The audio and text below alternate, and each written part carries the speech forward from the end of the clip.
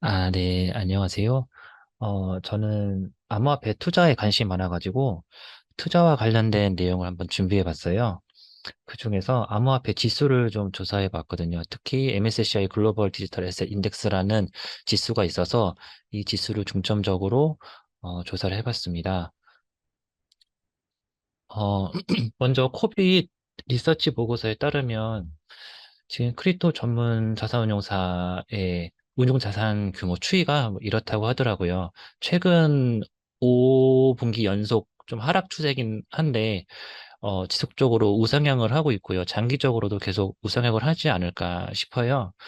그리고 코인베이스 내 기관 투자자 비중을 보니까 꾸준하게 증가하고 있고요. 특히나 23년도 1분기를 보면은 자산 비중이 무려 코인베이스 내 70% 가까이가 기관 자금으로 되어 있더라고요. 그리고 현물뿐만 아니라 이제 주황색이 파생 상품이에요. 파생 상품 비중이 이미 현물을 추월해가지고 거의 암호화폐 관련된 이제 거래량 중에서 한 70% 가까이를 파생 상품이 차지하고 있더라고요. 그래서 뭐 시장 상황을 봤을 때 앞으로 계속 암호화폐 투자가 늘어날 거고, 그리고 기관들의 참여도 계속 늘어나지 않을까 싶어요.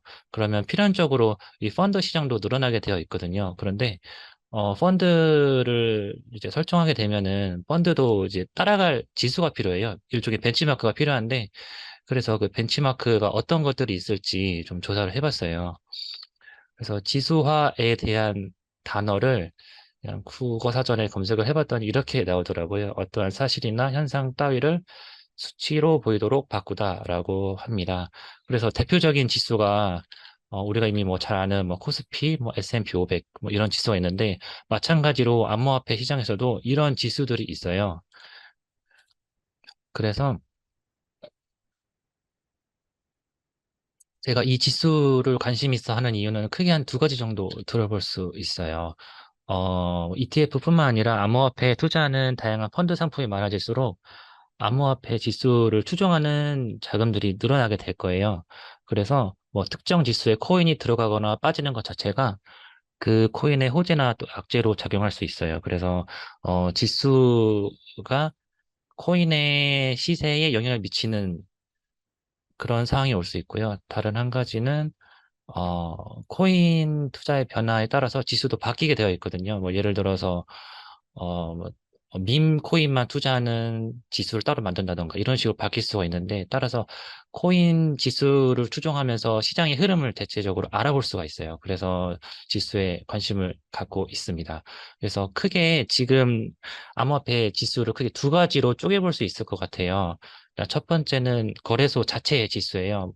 저희가 뭐 많이 알고 있는 뭐 바이낸스나 뭐 크라켄 같은 뭐 웬만한 거래소들은 다 자기 거래소에서 거래된 데이터 거래량이랑 가격을 가지고 지수를 만들고 있더라고요. 그래서 많이 다뤄보지는 않고 두 가지만 한번 조사해 봤어요. 먼저 업비트인데요. 업비트의 지수가 엄청 많은데 네 가지만 한번 정리를 해봤어요. 가장 먼저는 UMBI인데요. 이거는 업비트 상장된 화폐 전체에 대한 시가총액 가중 방식으로 계산한 지수이고요. 그리고 여기서 파생돼서 UBAI라고 있더라고요. 이 A가 Alternative A인 것 같아요. 그래서 여기서는 비트코인을 뺀 시가총액을 계산을 하고요. UTTI는 시가총액 상위 10개만 계산하고, UTTI랑 비슷하게 UTTI EW도 있는데, 이거는 시가총액 상위 10개인데 시가총액 가중 방식이 아니라 10개의 비중을 똑같은 n분의 1로 계산해서 계산하는 지수더라고요. 그래서 업비트 지수는 한 요 정도 살펴봤고요. 더 많이 있으니까 관심 있으시면은 직접 가서 보시면 될 것 같아요. 그리고 이제 빗썸 지수를 찾아봤는데, 빗썸은 크게 두 가지밖에 없더라고요. 하나는 이제 BTCI인데, 이거는 앞서 이제 업비트에서 봤던 UBMI랑 되게 비슷해요. 그냥 시가총액 전체를 가지고 계산한 지수고요. UTAI는 비트코인만 빼고 나머지 가지고 계산한 지수입니다. 그런데 거래소 지수는 단점이 하나 있는 게, 이 거래소가 특정 거래소에 대한 거래량이랑 가격만 반영하는 거다 보니까 시장 전체를 대변한다고 보기에는 조금 어려울 것 같아요. 그래서 뭐 앞으로 뭐 펀드가 많이 늘어난다 치면은 걔네들도 벤치마크를 쓸 때 특정 거래소 지수를 BM으로 쓰기에는 조금 어렵지 않을까 하는 생각이 있거든요. 그래서 이제 특정 거래소의 거래량이랑 가격 데이터를 쓰는 게 아니라 여러 거래소의 가격, 거래량을 합쳐서 만드는 지수들을 찾아봤어요. 그중에 대표적인 게 MSCI 글로벌 디지털 에셋 인덱스입니다. 저희가 이미 데이터노미로 잘 알고 있는 MSCI에서 만든 지수여서 이 지수의 산출 방법을 한번 살펴봤어요. 어, 글로벌 디지털 에셋 인덱스는 얼마 안 됐어요. 나온 지 작년 7월 달에 이제 발표가 됐고요. 그래서 어, 되게 따끈따끈한 신종 지수입니다. 그래서 이 MSCI 글로벌 디지털 에셋 인덱스 방법론을 살펴봤는데요. 이런 식으로 계산을 하고 있더라고요. 일단 MSCI 글로벌 디지털 에셋 인덱스는 한 5가지 정도 스텝을 밟아요. 첫 번째는 어플리커블 유니버스라 그래가지고 MSCI 지수 만들 때 혼자 만든 게 아니라 컴파스 파이낸셜 테크놀로지라는 회사랑 같이 협업을 해서 만들었어요. 그래서 여기서 발표하는 개별 암호화폐 전체를 대상으로 하되 여기서 스테이블 코인 또는 패그드 프라이버시 코인들은 제외를 시키고 자기네들이 지수로 만들 파이널 유니버스를 만들어서 여기서 시가총액 30개인 시가총액 30개인 코인을 대상으로 지수를 만들고 있습니다. 그렇게 해서 시가총액 가중 방식으로 계산을 하고 있어요. 그래서 도식화 시켜보면은 뭐 이런 식으로 계산한다 보시면 돼요. 이게 이제 컴파스 어, 그 회사에서 받은 가격이라 치고 지금 유통될 수 있는 그 특정 코인의 개수가 100개라 치면은 가격에다가 개수를 곱해서 시가총액을 구해요. 마찬가지로 다른 코인도 동일한 방식으로 시가총액을 구해서 이 시가총액들을 싹 다 합친 게 이제 풀 마켓 캐피탈리제이션 그러니까 암호화폐 시장 전체의 시가총액이 되고 이 시가총액 각각 비중별로 이 코인들의 수익률이나 가격을 합산해서 지수를 산출하고 있습니다. 어, 특히 이제 가격 산출 방식도 좀 재미있는데요.